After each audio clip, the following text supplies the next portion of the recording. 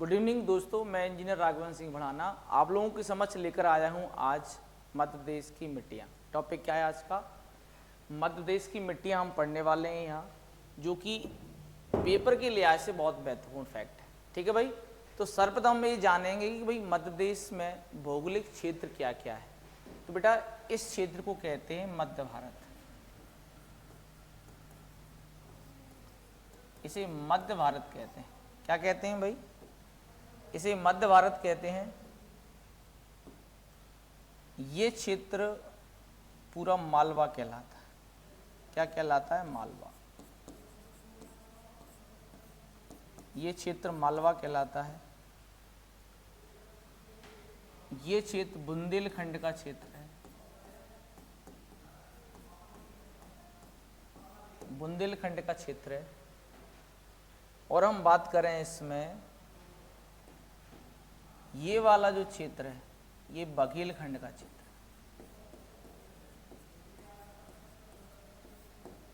है। बघेलखंड का क्षेत्र है। ठीक है भाई,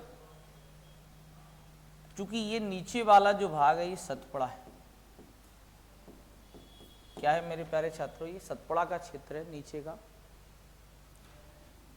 और ये नर्मदा घाटी है। क्या है ये? नर्मदा घाटी क्षेत्र है। तो हमें ये ध्यान रखना है।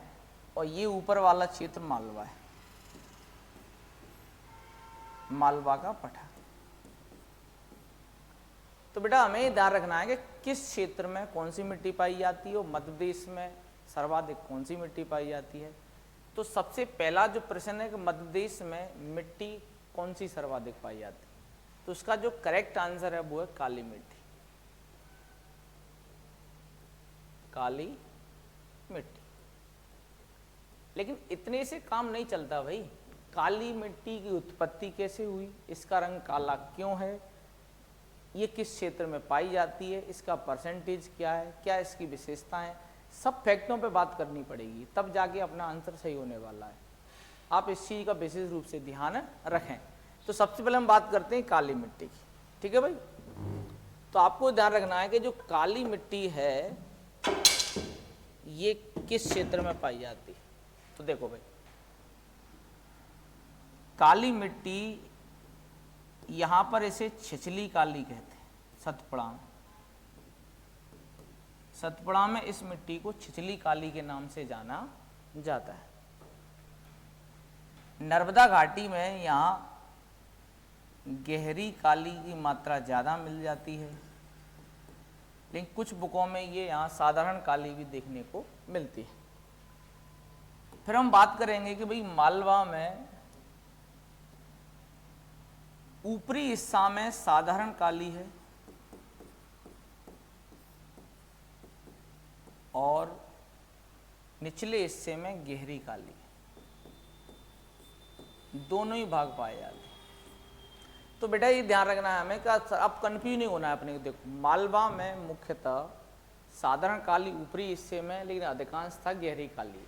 ठीक है, और नर्मदा घाटी में साधारण काली भी है और गहरी काली भी है, दोनों ही है। तो बेटा ये ध्यान रखना है कि साधारण काली का रेशो कितना है, तो ये 37% है मालवा के पठार और इन सभी एरियाओं में मिला के। गहरी काली का रेशो कितना है, तो ये 3.1% के आसपास है। 3.1%। छिछली काली बेटा कितना है, तो ये 7.1% के आसपास। तो आपको ये ध्यान रखना है कि इन सबको जब हम ऐड करेंगे तो 37 + 3 40 होता है, 40 + 7 47 होता है। तो हम ये कह सकते हैं कुल मिलाकर के जो काली मिट्टी है ये मध्य प्रदेश में कितना परसेंट है, 47%। कुल परसेंटेज कितना है, 47। ठीक है भाई, अब 47% है तो भाई किस किस क्षेत्रों में पठार आपसे पूछा जाए तो देखो तो इसमें आएगा सतपुड़ा का पठार। ये बेटा निमाड़ है, निमाड़ वाला एरिया है ये, यहाँ पर निमाड़ पड़ता है। मालवा का पठार, निमाड़, सतपुड़ा का पठार और नर्मदा घाटी, इन चारों में पाई जाती काली मिट्टी। सबको मिलाकर कितना परसेंट है भाई? 47% है। ध्यान रखना मालवा में गहरी काली ज़्यादा है, साधारण काली कम है। ठीक है भाई। निमाड़ में और नर्मदा घाटी के पास गहरी काली है और साधारण काली भी है। छिछली काली मुख्यतः पाई जाएगी सतपुड़ा क्षेत्र। कहाँ पर? सतपुड़ा क्षेत्र में। तो कन्फ्यूज बिल्कुल नहीं होना है कि साधारण काली 37% है और गहरी काली 3.1% है और छिछली काली 7.1% है। अब आप ये सोच रहे होंगे कि भाई मिट्टियाँ कंप्लीट हो गई, काली मिट्टी पढ़ ली। नहीं बेटा, अभी अपने को इसकी कुछ और पॉइंट पढ़ना है। तो मैं ये कहूँ कि भाई काली मिट्टी का निर्माण बताएं आप। काली मिट्टी का निर्माण कैसे हुआ है भाई? तो इसका निर्माण हुआ है बेसाल्ट चट्टानों से। बेसाल्ट चट्टानों से इसका निर्माण हुआ है। किससे हुआ है मेरे प्यारे छात्रों? बेसाल्ट चट्टानों से इसका निर्माण हुआ है। काली मिट्टी का ज्वालामुखी का उद्गार हुआ, फिर बेसाल्ट चट्टानों की उत्पत्ति हुई और इसी से क्या हुआ? काली मिट्टी का निर्माण हुआ है। ठीक है भाई। फिर आपसे पूछा जाएगा भाई काली मिट्टी का काला रंग किसके कारण होता है? तो काली मिट्टी का जो काला रंग है वो होता है टिटेनीफेरस मैग्नेटाइट। मैग्नेटाइट के कारण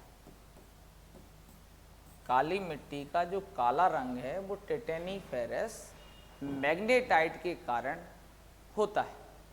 ठीक है भाई। अगर ये भी अगर आपसे प्रश्न पेपर में पूछ लिया जाता है तो ठीक है भाई। इसके अलावा हमें ध्यान रखना है कि जो काली मिट्टी है इसमें फसल कौन सी होती है भाई सबसे अधिक? तो आप जानते हो कि मालवा किस फसल के लिए जाना जाता है? बताएं जल्दी फटाफट। तो काली मिट्टी में सर्वाधिक फसल होती है, फसल मैं यहाँ लिख देता हूँ, सोयाबीन की और कपास के लिए तो आप जानते हैं काली मिट्टी को, कपास की फसल होती है, गेहूं की फसल होती है। ये सब आपको फसलें यहाँ देखने को मिलेंगी। सोयाबीन, कपास, गेहूं, खासकर निमाड़ क्षेत्र में कपास बहुत उत्पादन होता है। ठीक है, इसका हमें विशेष रूप से ध्यान रखना है। एक बार और रीचेक कर लें आप। काली मिट्टी का कितना % पाई जाती है मध्य प्रदेश में? जल्दी बताएं। काली मिट्टी मध्य प्रदेश में कितना प्रतिशत क्षेत्र पर पाई जाती है? कमेंट में जवाब दीजिएगा। ठीक है। फिर हम बात कर रहे हैं काली मिट्टी के अन्य नाम। तो इसे 3 नाम दिए गए। इसे रेगुर मिट्टी भी कहते हैं, इसे कपासीय मिट्टी भी कहते हैं और इसे चेरनोजम भी बोलते हैं। 3 नाम हमें मिल रहे हैं। रेगुर मिट्टी, कपासी मिट्टी और चेरनोजम। चेरनोजम, कपासी और रेगुर मिट्टी। अगर इतने फैक्ट अगर आप मिट्टी में पढ़ लेते हैं, खासकर काली मिट्टी में, कोई भी क्वेश्चन आपका गलत नहीं होने वाला है। क्या नहीं होने वाला है? कोई भी प्रश्न आपका गलत नहीं होने वाला है। दोबारा रीचेक कर लें एक बार और। काली मिट्टी सबसे अधिक मध्य प्रदेश में पाई जाती है 47%। 3 भागों में विभाजित है, साधारण काली, छिछली काली और गहरी काली। साधारण काली मालवा के उत्तरी क्षेत्र में, ठीक है। इसके अलावा जो नर्मदा घाटी में भी है, निमाड़ में भी है, तो एक्चुअल पाई जाती है। ठीक है। गहरी काली नर्मदा घाटी में, छिछली काली सतपुड़ा में। ठीक है। लेकिन सबसे अधिक कौन सी काली है? साधारण काली। ठीक है। अब एवरेज निकालें तो इसके अलावा सोयाबीन, कपास, गेहूं की फसल के लिए उपयोगी है। निर्माण होता है बेसाल्ट क्रम की चट्टानों से। किससे निर्माण होता है? बेसाल्ट क्रम की चट्टानों से। इसके अलावा हमें ध्यान रखना है कि भाई काली मिट्टी के 3 नाम हैं। रेगुर मिट्टी कहते हैं इसको, इसी को हम क्या कहते हैं? कपासी मिट्टी कहते हैं, इसी को हम चेरनोजम के नाम से भी जाना जाता है। किस नाम से जाना जाता है? चेरनोजम मिट्टी के नाम से भी जाना जाता है। अब हम बात करते हैं अगली मिट्टी। अगली मिट्टी कौन सी भाई मध्य प्रदेश के अंदर? तो लगा हुआ मध्य भारत। तो यहाँ पर जो मिट्टी पाई जाती है जिसे दोमट मिट्टी या जलोढ़ मिट्टी कहते हैं भाई, दोमट मिट्टी या जलोढ़ मिट्टी कहते हैं।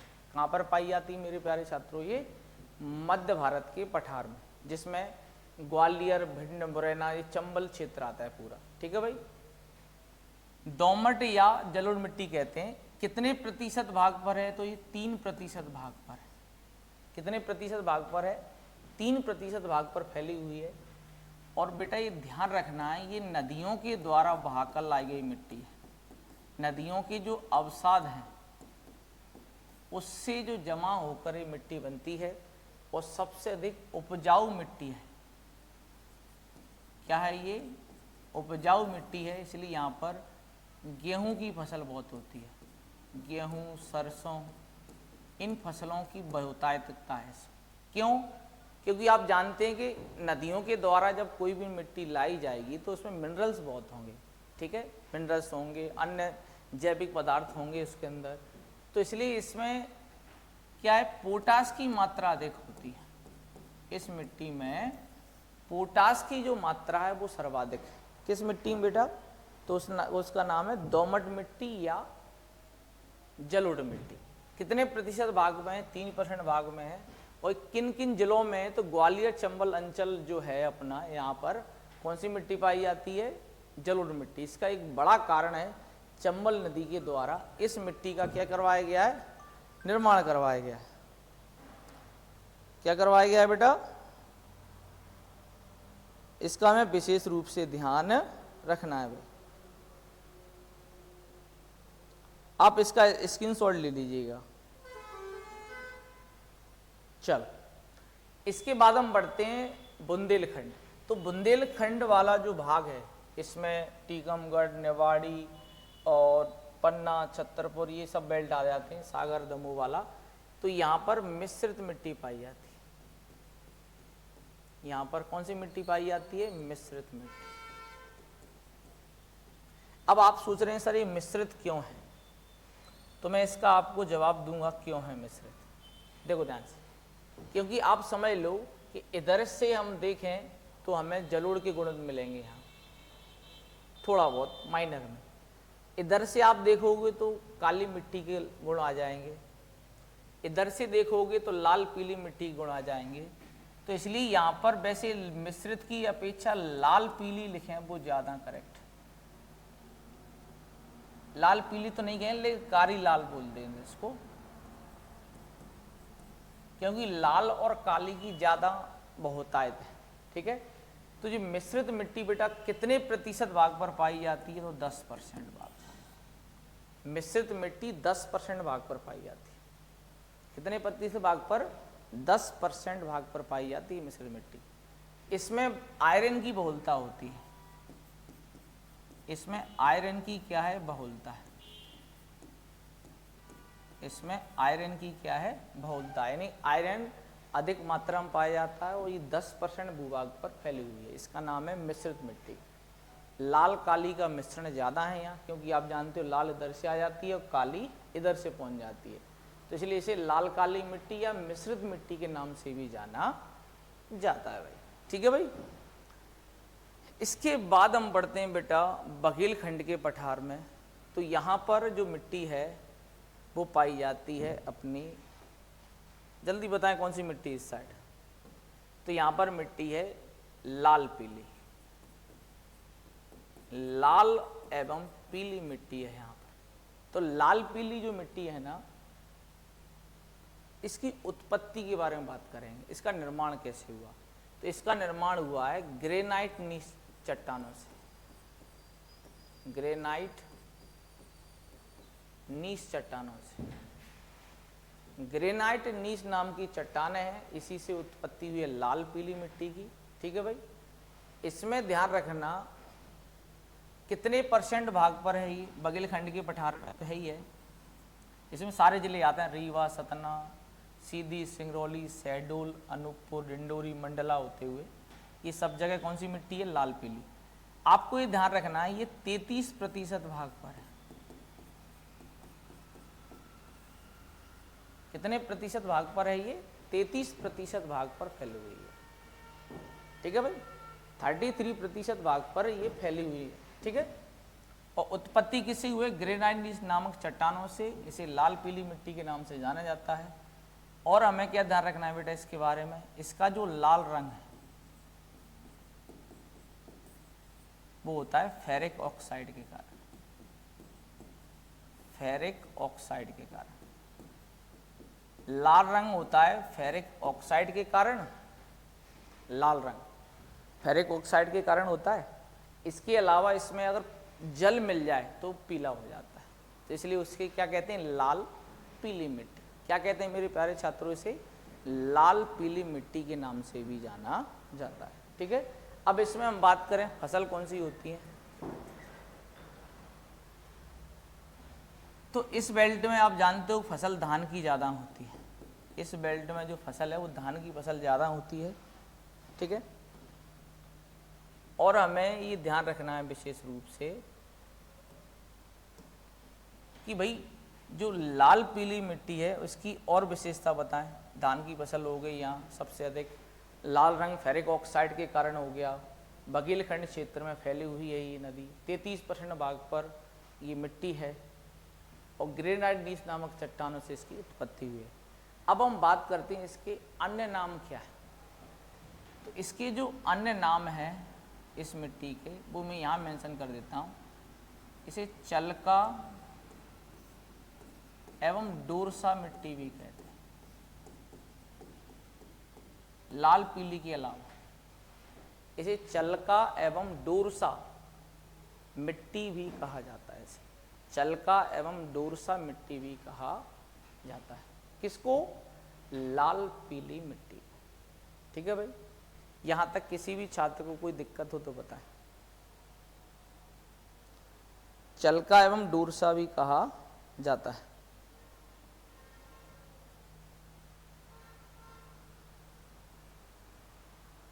ठीक है, अब हम बात करते हैं लास्ट मिट्टी है लेटराइट मिट्टी। लेटेराइट कौन सी मिट्टी है ये? लेटराइट मिट्टी, जो कि अंतिम रूप से। तो लेटराइट मिट्टी कहाँ पाई जाती है? तो मुख्यतः ये बालाघाट। कहाँ पर पाई जाती है? मुख्यतः बालाघाट।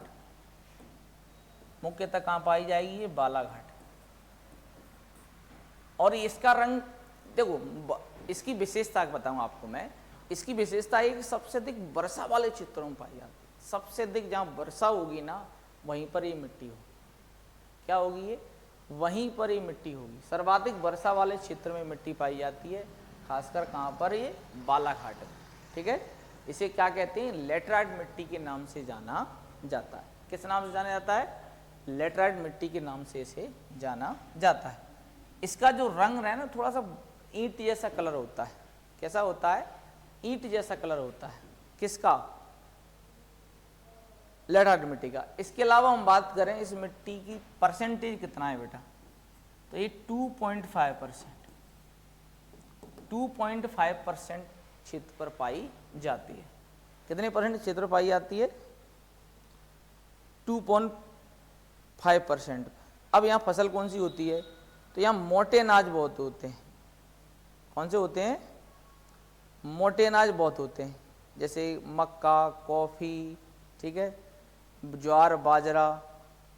ठीक है, तो इसमें 2 पॉइंट और ऐड करना है। यहाँ इंक चेंज करते हैं इसकी, देखो रेड करते हैं।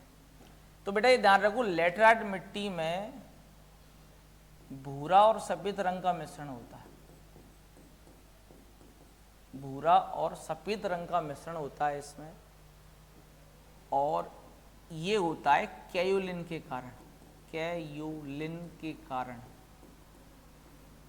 कैयोलिन के कारण भूरा और सफ़ेद रंग होता है इसका।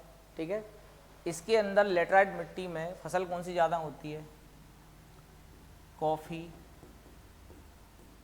मक्का, ज्वार, ये इसकी फसल हैं। और 2.5% भाग पर है बालाघाट, छिंदवाड़ा, बैतूल, जहाँ वर्षा अधिक होती है वहाँ पर ही मिट्टी पाई जाती है। और इसका रंग कैसा होता है? भूरा सफ़ेद होता है, इसलिए इसे अन्य नाम भूरा सफ़ेद मिट्टी के नाम से भी जाना जाता है। और कैयोलिन के कारण ये रंग भूरा सफ़ेद होता है, यहाँ पर वर्षा अधिक होती है, ये बड़ा कारण है इसका। ठीक है भाई।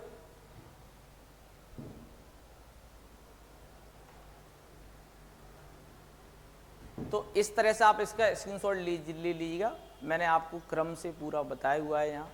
और आपको अगर मेरी मेहनत अच्छी लग रही है तो लाइक करें, शेयर करें, सब्सक्राइब करना बिल्कुल ना भूलें। जय हिंद, जय भारत।